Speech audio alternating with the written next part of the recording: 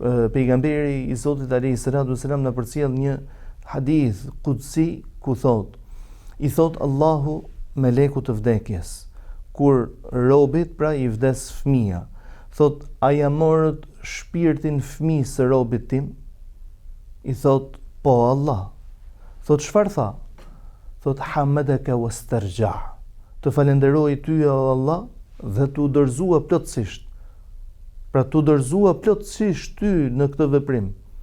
Pra të Allahut jemi dhe tek ai do kthehemi. Thot, a ja morët shpirtin loçkës së zemrës së robit tim?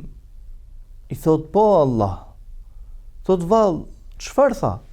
Dhe Allahu subhanahu wa taala din gjithçka, vështron gjithçka. Asgjë nuk i shpëton, në asnjë çast, në asnjë moment. As nuk flen, as nuk kotet, as nuk i përngjason krijesave të tij. Thot, çfarë tha? Thot, hamadaka wastarja.